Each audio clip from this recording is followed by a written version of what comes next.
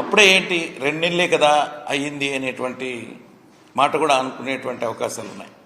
అయితే ఒక అనుమానాలు కలుగుతూ ఉన్నాయి ఈ మధ్యన చూస్తూ ఉంటే. స్వయాన ముఖ్యమంత్రి గారే మరి ప్రజల దగ్గరికి వెళ్ళి మాట్లాడేటప్పుడు నేను ఇచ్చినటువంటి హామీలు నెరవేర్చగలనా అనేటువంటి అనుమానం వ్యక్తం చేస్తూ ఉంటే, ఉద్యోగస్తులకు ఇచ్చినటువంటి ఆ యొక్క హామీలు నెరవేర్చగలుగుతాడా లేదా అనేటువంటి ఒక అనుమానం కలుగుతూ ఉంది అని చెప్పేసి కూడా నేను ఈ సందర్భంగా తెలియజేస్తా ఉన్నా. ముఖ్యంగా కూటమి ప్రభుత్వం వాళ్ళ యొక్క మేనిఫెస్టోలో ఉద్యోగస్తులకి అదేవిధంగా పెన్షనర్స్కి కొన్ని విషయాలలో మేము మేలు చేస్తామని చెప్పేసి చెప్పడం జరిగింది. మరి పర్టికులర్గా అందులో ఉద్యోగస్తులకి ఏదైనా ఏంటంటే ఒక పే రివిజన్ కమిషన్ మేము వస్తే మధ్యంతర భృతిని ఇమీడియట్గా ఇస్తాము అని చెప్పేసి ఈనాటి ముఖ్యమంత్రి గారు మరి మేనిఫెస్టోలో చెప్పడం జరిగింది. మరి దాదాపు ప్రభుత్వం ఏర్పడి కూడా 2 నెలలు కావస్తూ ఉంది. మరి ఉద్యోగస్తులు ఎదురు చూస్తూ ఉన్నారు. ఎందుకంటే ఇంతకుముందు మరి ప్రభుత్వం జగన్మోహన్ రెడ్డి గారి ప్రభుత్వం కూడా అప్పుడు మేము వస్తే వచ్చిన వెంటనే ఐఆర్ ఇస్తామన్నారు. తదనుగుణంగానే జగన్మోహన్ రెడ్డి గారు వచ్చిన తర్వాత 27% మధ్యంతర భృతిని ఉద్యోగస్తులకి పెన్షనర్స్కి మరి ఇవ్వడం జరిగింది. అలాగే ఈసారి కూడా ఈ ముఖ్యమంత్రి గారు కూడా మేము గెలిచిన తర్వాత ఇమ్మీడియట్గా మరి మధ్యంతర భృతి ఇస్తాము అని చెప్పేసి అనౌన్స్ చేసిన ధర్మిలా మరి ఉద్యోగస్తులు ఎదురు చూస్తున్నారు. ఎందుకంటే మామూలుగా వృద్ధులకి ఇచ్చేటువంటి ఏదైతే పెన్షన్ ఉందో అది 4,000కు పెంచిన తర్వాత ఇమీడియట్గా ఇస్తామని చెప్పేసి అరియర్స్తో దాన్ని ఏప్రిల్ నుంచి కూడా ఇచ్చినటువంటి సంఘటన కూడా చూసాం. అయితే అదేవిధంగా మా పెన్షనర్స్ ఉద్యోగస్తుల్లో ఉండేటువంటి పెన్షనర్స్ కూడా ఎదురు చూస్తూ ఉన్నారు. ఎందుకంటే నేను ఎన్జిఓ సంఘానికి రాష్ట్ర అధ్యక్షుడిగా పనిచేశాను. అదేవిధంగా మరి ప్రభుత్వ సలహాదారులు ఉద్యోగ సంక్షేమంగా పనిచేశాను. ఈనాడు మరి అఖిల భారత రాష్ట్ర ప్రభుత్వ పెన్షనర్ల అసోసియేషన్కి కూడా వైస్ ప్రెసిడెంట్గా కొనసాగుతూ ఉన్నా.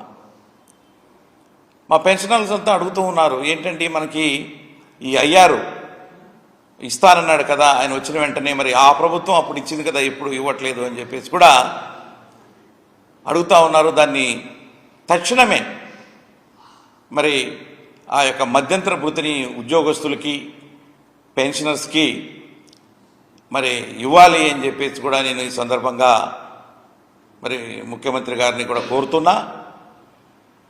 మరి అదేవిధంగా మరి ఈ యొక్క ఐఆర్తో పాటు రాష్ట్రంలో పనిచేస్తున్నటువంటి ఉద్యోగస్తులైతేనేంటి పెన్షనర్స్కి రావాల్సినటువంటి బకాయిలు చాలా ఉన్నాయి.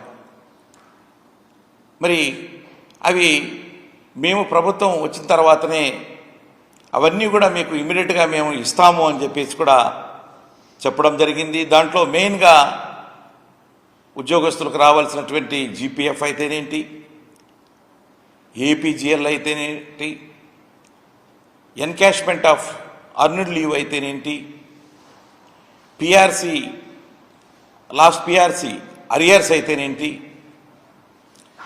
మెడికల్ రియంబర్స్మెంట్ అయితేనేంటి, ఇవన్నీ కూడా ఉద్యోగస్తులకు రావాలి.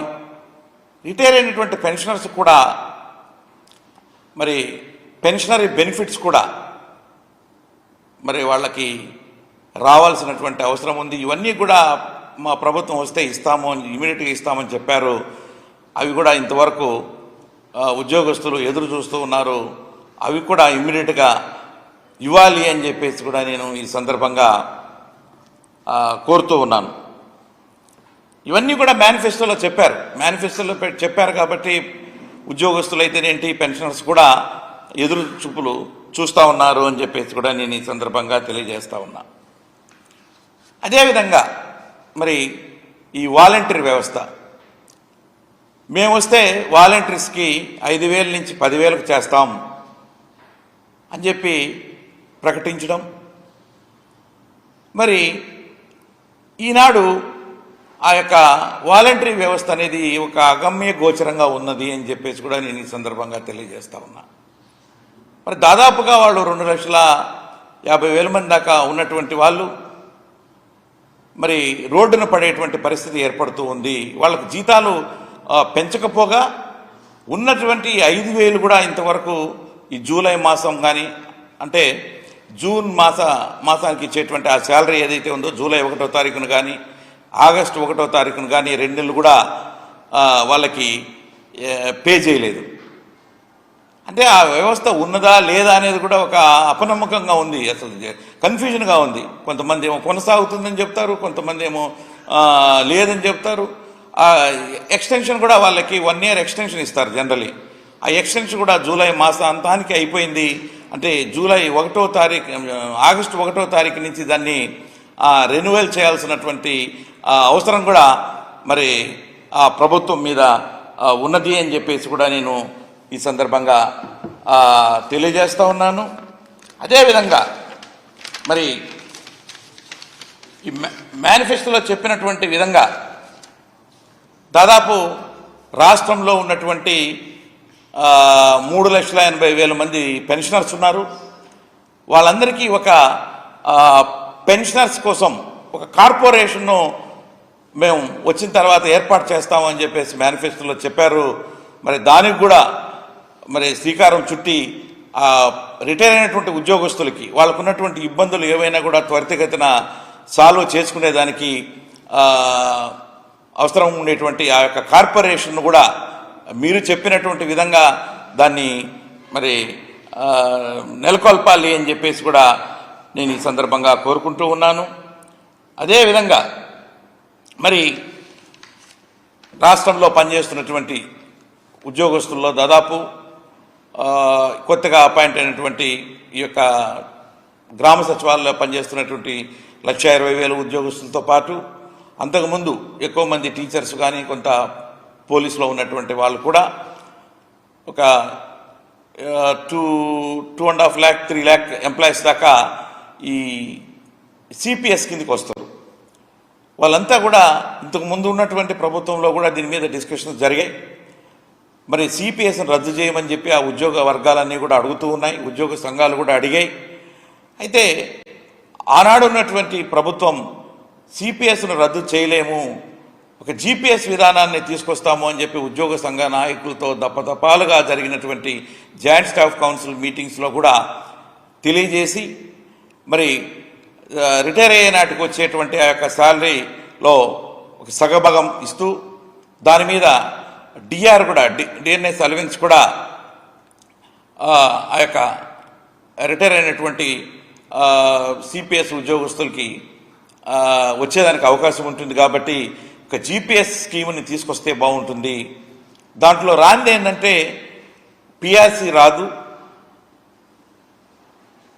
అలాగే 10% ఏదైతే ఉందో మరి మనం కట్టాల్సినటువంటి ఆ యొక్క కంట్రిబ్యూషన్ కూడా కట్టాల్సినటువంటి అవసరం ఉంటుంది. ఈ రెండు తప్ప మిగతా అన్నీ కూడా ఓల్డ్ పెన్షన్స్కి ఏ విధంగా ఓల్డ్ పెన్షన్ స్కీమ్లో ఉన్నాయో ఆ విధంగానే ఈ జీపీఎస్లో కూడా ఉంటాయి.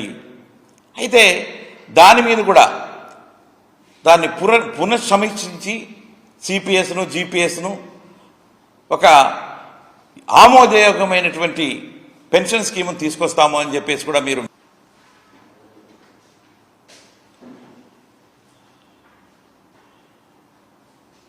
కూటమి ప్రభుత్వం వస్తే ఉద్యోగస్తులకి కొన్ని మేలు చేస్తామని చెప్పేసి హామీలు ఇవ్వడం జరిగింది.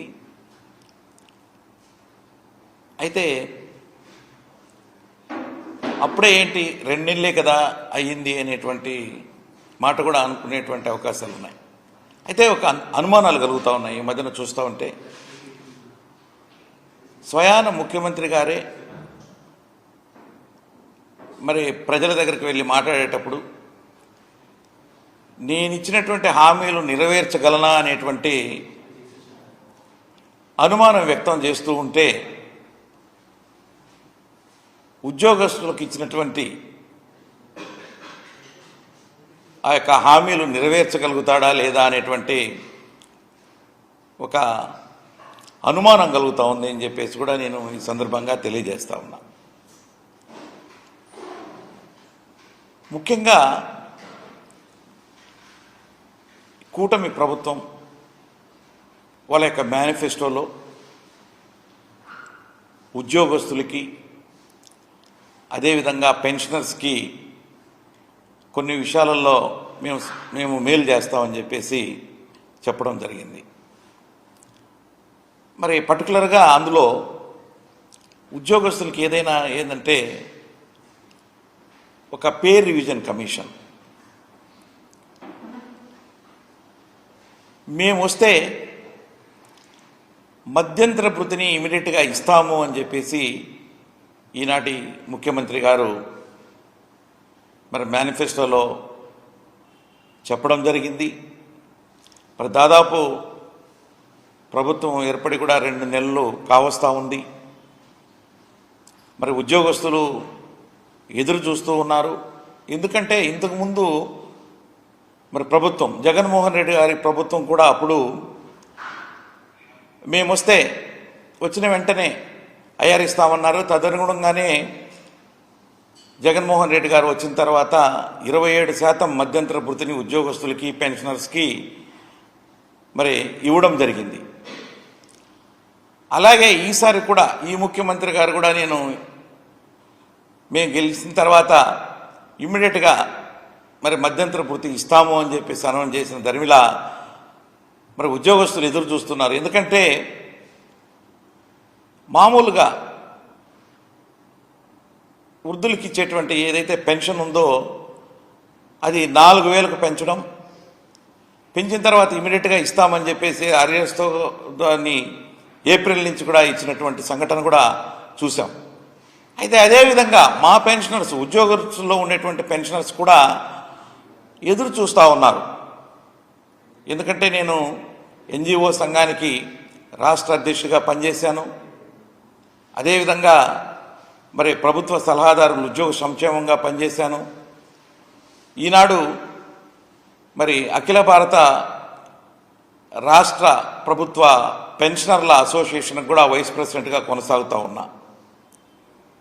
మా పెన్షనర్స్ అంతా అడుగుతూ ఉన్నారు, ఏంటంటే మనకి ఈ ఐఆర్ ఇస్తానన్నాడు కదా ఆయన వచ్చిన వెంటనే, మరి ఆ ప్రభుత్వం అప్పుడు ఇచ్చింది కదా ఇప్పుడు ఇవ్వట్లేదు అని చెప్పేసి కూడా అడుగుతూ ఉన్నారు. దాన్ని తక్షణమే మరి ఆ యొక్క మధ్యంతర భృతిని ఉద్యోగస్తులకి పెన్షనర్స్కి మరి ఇవ్వాలి అని చెప్పేసి కూడా నేను ఈ సందర్భంగా మరి ముఖ్యమంత్రి గారిని కూడా కోరుతున్నా.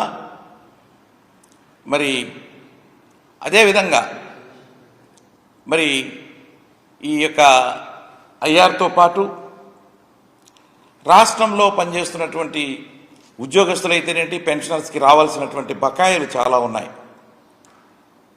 మరి అవి మేము ప్రభుత్వం వచ్చిన తర్వాతనే అవన్నీ కూడా మీకు ఇమీడియట్గా మేము ఇస్తాము అని చెప్పేసి కూడా చెప్పడం జరిగింది. దాంట్లో మెయిన్గా ఉద్యోగస్తులకు రావాల్సినటువంటి జీపీఎఫ్ అయితేనేంటి, ఏపీజీఎల్ అయితేనేంటి, ఎన్కాష్మెంట్ ఆఫ్ అర్న్డ్ లీవ్ అయితేనేంటి, పిఆర్సీ లాస్ట్ పిఆర్సీ అరియర్స్ అయితేనేంటి,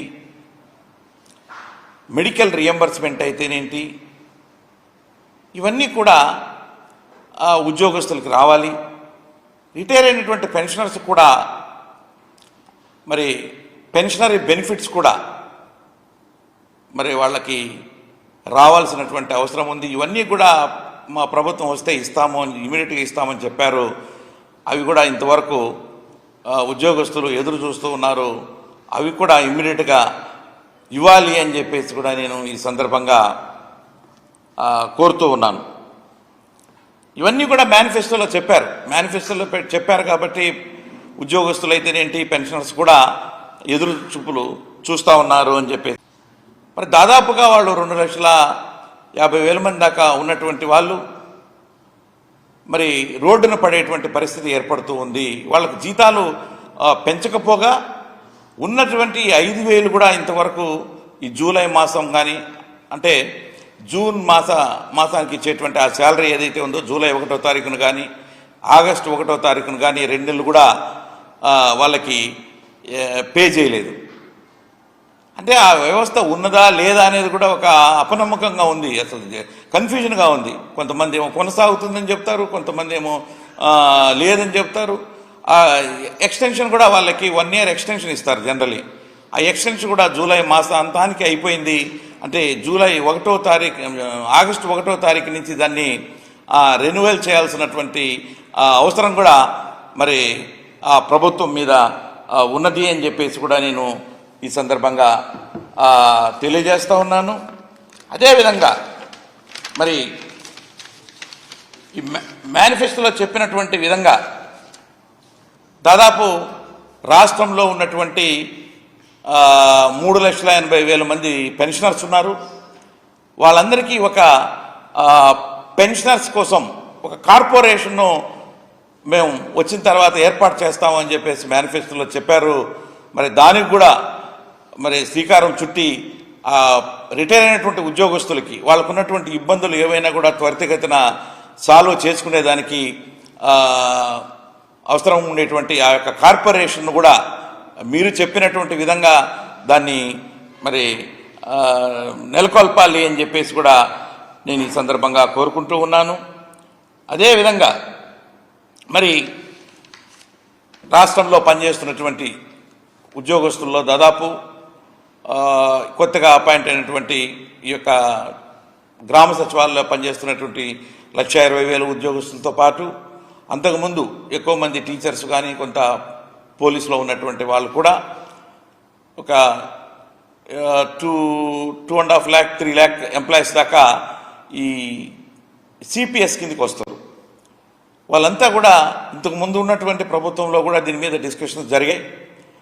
మరి సిపిఎస్ను రద్దు చేయమని చెప్పి ఆ ఉద్యోగ వర్గాలన్నీ కూడా అడుగుతూ ఉన్నాయి, ఉద్యోగ సంఘాలు కూడా అడిగాయి.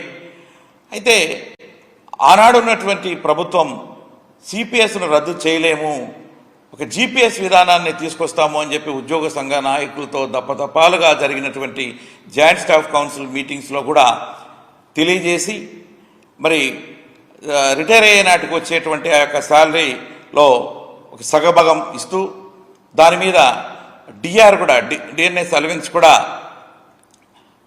ఆ యొక్క రిటైర్ అయినటువంటి సిపిఎస్ ఉద్యోగస్తులకి వచ్చేదానికి అవకాశం ఉంటుంది. కాబట్టి ఒక జిపిఎస్ స్కీమ్ని తీసుకొస్తే బాగుంటుంది. దాంట్లో రానిది ఏంటంటే పిఆర్సి రాదు, అలాగే 10% ఏదైతే ఉందో మరి మనం కట్టాల్సినటువంటి ఆ యొక్క కంట్రిబ్యూషన్ కూడా కట్టాల్సినటువంటి అవసరం ఉంటుంది. ఈ రెండు తప్ప మిగతా అన్నీ కూడా ఓల్డ్ పెన్షన్స్కి ఏ విధంగా ఓల్డ్ పెన్షన్ స్కీమ్లో ఉన్నాయో ఆ విధంగానే ఈ జీపీఎస్లో కూడా ఉంటాయి. అయితే దాని మీద కూడా దాన్ని పునఃసమీక్షించి సిపిఎస్ను జీపీఎస్ను ఒక ఆమోదయోగమైనటువంటి పెన్షన్ స్కీమ్ను తీసుకొస్తాము అని చెప్పేసి కూడా మీరు మేనిఫెస్టోలో పెట్టడం జరిగింది.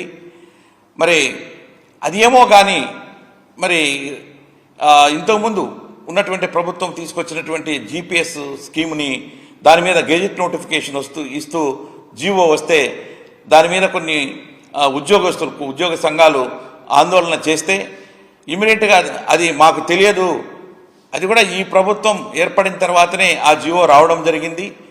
వచ్చినప్పటికీ కూడా తెలియనట్టు అది మాకు తెలియదు, దాన్ని రద్దుపరుస్తాము, దానికి కారకులైనటువంటి వాళ్ళ మీద కూడా మేము యాక్షన్ తీసుకుంటాము అనేటువంటి విషయాన్ని కూడా మరి ప్రభుత్వం చెప్పింది. అంటే మరి ఉద్యోగస్తులు కొంత కన్ఫ్యూజన్లో ఉన్నారు. మీరు రద్దు చేశారు, బాగానే ఉంది, జీపీఎస్ దాని మీద ఇచ్చినటువంటి గెజిట్ నోటిఫికేషన్ మీద వచ్చినటువంటి ఆ జియోని రద్దు చేసినట్టుగా చెబుతూ ఉన్నారు. మరి మమ్మల్ని మాకందరికి కూడా ఓపీఎస్లోకి తీసుకెళ్తారా అనేటువంటి క్వశ్చన్ మార్క్ అక్కడ ఉన్నది. మరి దాన్ని మీరు ఇమ్మీడియట్గా దాని మీద కూడా ఒక డెసిషన్ తీసుకుని ఆ యొక్క ఉద్యోగస్తులు ఏదైతే కోరుకుంటున్నారో, ఏదైతే మీరు ఉన్నటువంటి లాస్ట్ ప్రభుత్వం ఇచ్చినటువంటి ఆ జీవోను కూడా రద్దుపరిచాము అని చెబుతున్నారో, కాబట్టి ఉద్యోగుల యొక్క మేలును దృష్టిలో పెట్టుకుని మీరు ఓల్డ్ పెన్షన్ స్కీమ్లోకి ఆ ఉద్యోగస్తులందరినీ కూడా తీసుకెళ్తే బాగుంటుంది అని చెప్పేసి కూడా నేను ఈ సందర్భంగా తెలియజేస్తా ఉన్నాను. మరి దాంతోపాటు నిరుద్యోగులు చాలామంది ఉన్నారు రాష్ట్రంలో. వాళ్ళందరికీ కూడా నిరుద్యోగ భృతి మేము రాగానే వాళ్ళందరికీ 3,000 చొప్పున నిరుద్యోగ భృతి కూడా ప్రకటిస్తాము అని చెప్పేసి అన్నారు. దాని మీద కూడా మీరు మరి తక్షణమే చర్యలు తీసుకోవాలి అని చెప్పేసి కూడా నేను ఈ సందర్భంగా ప్రభుత్వాన్ని కోరుతున్నాను అని చెప్పేసి కూడా నేను ఈ సందర్భంగా తెలియజేస్తా ఉన్నా.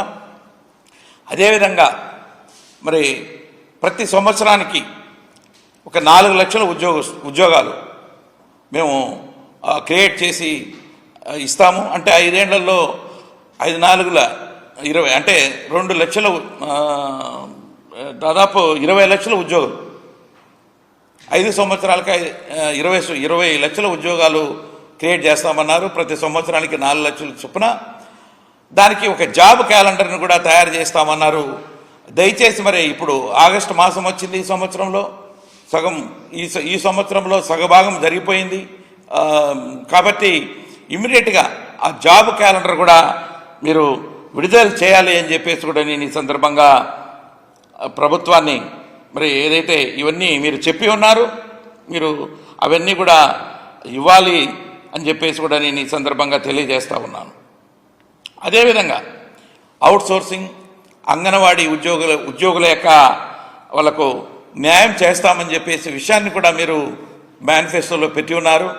అయితే దానికి విరుద్ధంగా ఈ చిన్న తరగతి ఉద్యోగస్తులు, అంగన్వాడీలు కానీ, మెప్మా ఉద్యోగస్తులు కానీ, ఫీల్డ్ అసిస్టెంట్లు కానీ వీళ్ళందరినీ కూడా మరి చాలా దగ్గరలో ప్రభుత్వం కొంత ఇబ్బందులకు గురి చేస్తూ ఉన్నది అని చెప్పేసి వాళ్ళు భయపడి ఆత్మాహుతులు చేసుకునేటువంటి పరిస్థితులు కూడా కొన్ని ఏరియాలలో ఉన్నాయని చెప్పేసి మా దృష్టికి వస్తూ ఉన్నాయి. వాటిని ఇమ్మీడియట్గా ఆపి వాళ్ళందరికీ మేలు చేసే విధంగా మీరు మేలు చేస్తామన్నారు. వాళ్ళకి అవుట్సోర్సింగ్ అండ్ అంగన్వాడీ వర్కర్స్కి వీళ్ళందరికీ కూడా అవి మరి వాళ్ళకి ఉద్యోగ భద్రత కల్పిస్తూ మరి వాళ్ళ యొక్క శాలరీస్ కూడా ఏదైనా ఎన్హాన్స్ చేస్తారా? ఇవన్నీ కూడా చేస్తే బాగుంటుంది అని చెప్పేసి కూడా నేను ఈ సందర్భంగా మరి ప్రభుత్వాన్ని కోరుకుంటున్నా.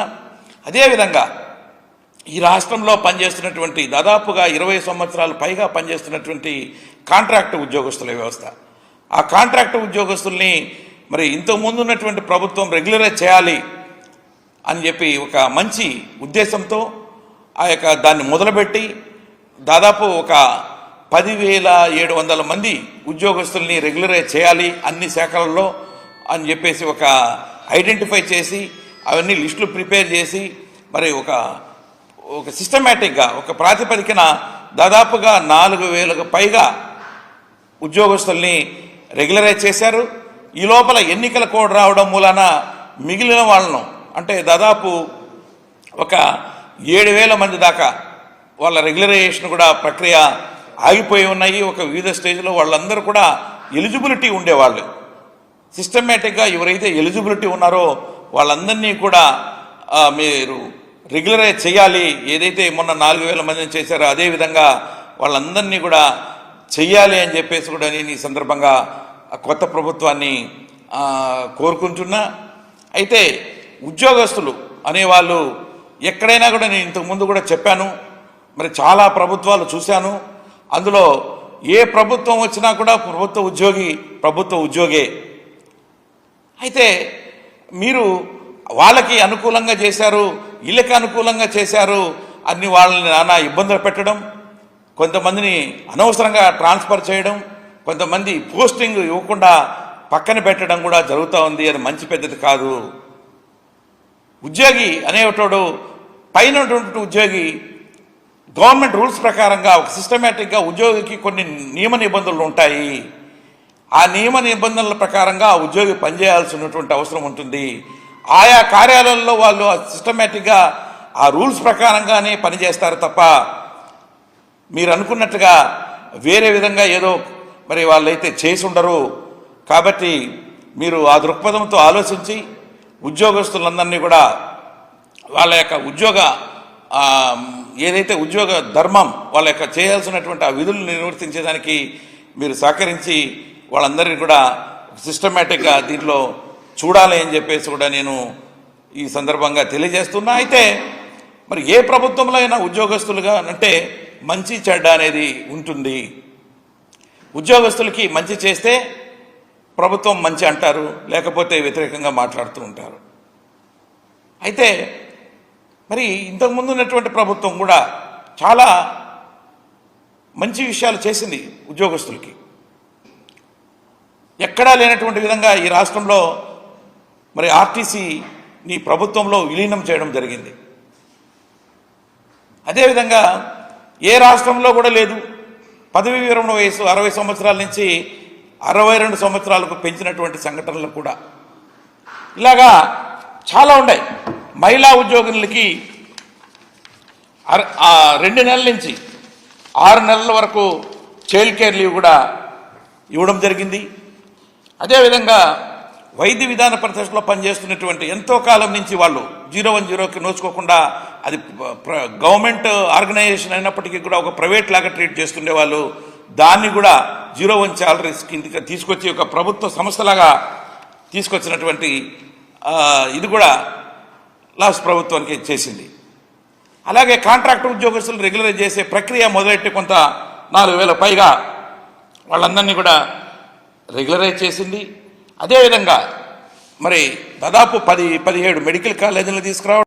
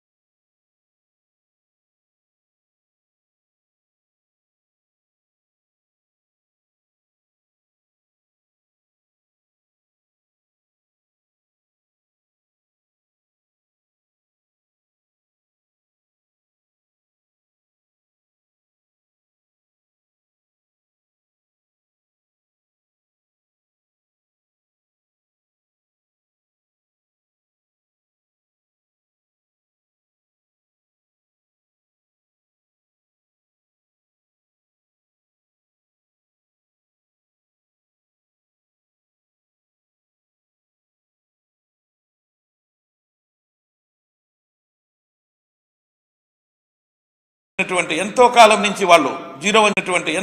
నుంచి వాళ్ళు 010కి నోచుకోకుండా అది గవర్నమెంట్ ఆర్గనైజేషన్ అయినప్పటికీ కూడా ఒక ప్రైవేట్ లాగా ట్రీట్ చేస్తుండే వాళ్ళు దాన్ని కూడా 01 శాలరీస్ కిందకి తీసుకొచ్చి ఒక ప్రభుత్వ సంస్థలాగా తీసుకొచ్చినటువంటి ఇది కూడా లాస్ట్ ప్రభుత్వానికి చేసింది.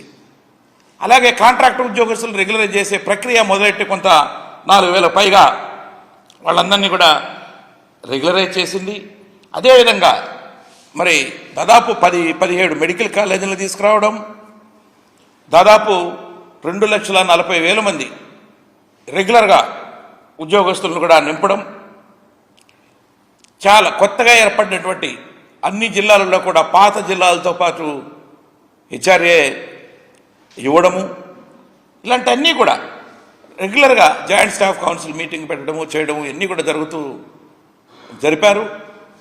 ఏదేమైనప్పటికీ కూడా మరి ఇవన్నీ కూడా మీరు మేనిఫెస్టోలో పెట్టినవి, మరి మీరు అక్కడక్కడ మీటింగులలో కూడా హామీలలో ఇచ్చిన విధంగా మరి ఉద్యోగస్తులకు రావాల్సినటువంటి కూడా మీరు మరి త్వరగా ఎప్పుడు ఏదైనా కొత్త ప్రభుత్వం వస్తే మాకు కూడా ఉద్యోగస్తులకు కూడా ఏదన్నా చేస్తుంది అనేటువంటి ఆశతో ఉద్యోగస్తులు ఎదురు చూస్తున్నారు.